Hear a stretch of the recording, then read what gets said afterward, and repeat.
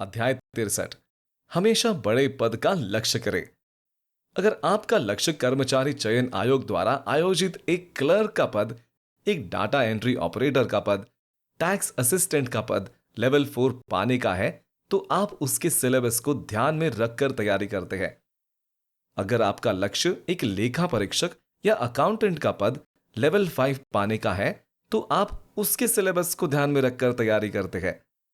अगर आपका लक्ष्य एक असिस्टेंट ग्रेड पद या इंस्पेक्टर का पद लेवल 7 पाने का है, तो आप उसके सिलेबस को ध्यान में रखकर तैयारी करते हैं। अगर आपका लक्ष्य सहायक लेखा अधिकारी या सहायक लेखा परीक्षा अधिकारी के पद लेवल 8 को पाने का है, तो आप उन्हीं विषयों और सिलेबस को ध्यान में रखते हुए तैयारी करते हैं।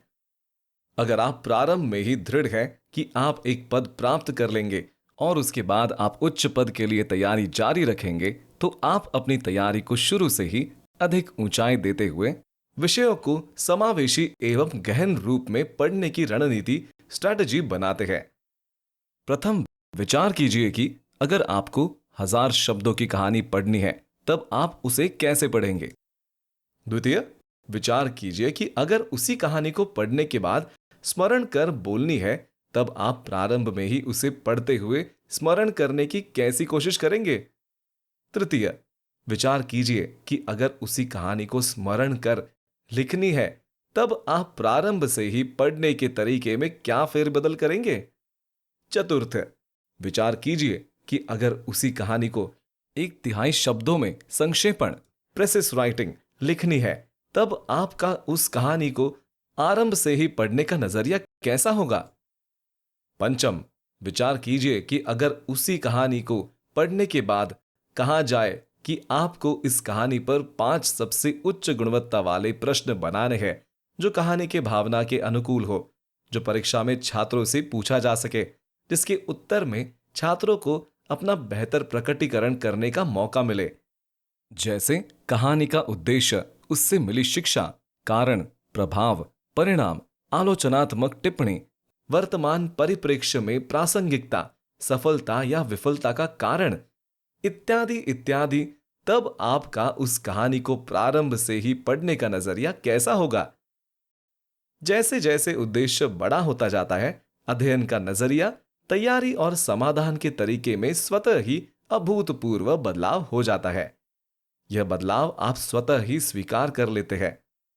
आप प्रारंभ में ही समाहित किए जा सकने वाले विचारों, भावनाओं, शब्दों, वाक्यों, हानि, लाभ, कारण और परिणाम इत्यादि के बारे में मार्जिन लेकर, उसके लिए जगह बनाकर, स्थान छोड़कर चलते हैं, ताकि भविष्य में अगर जरूरत पड़े तो उसको शामिल किया जा सके, या जो अवांछित तत्व, शब्द, विचार, कार्य इत्यादि है को निकाला जा सके।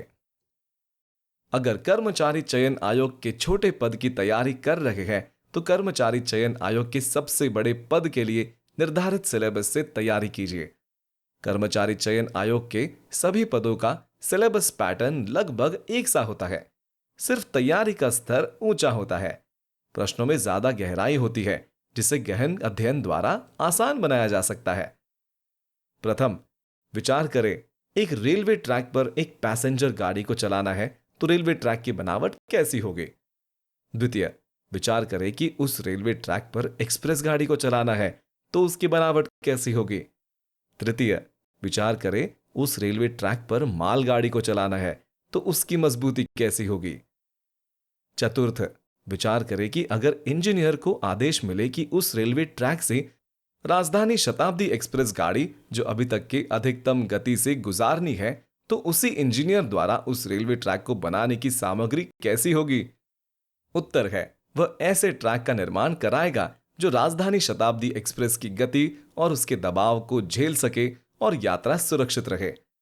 किसी ट्रैक की क्षमता राजधानी शताब्दी एक्सप्रेस को अपने ऊपर से गुजारने की है, तो पैसेंजर गाड़ी या मालगाड़ी भी उसके ऊपर से गुजर ही जाएगी।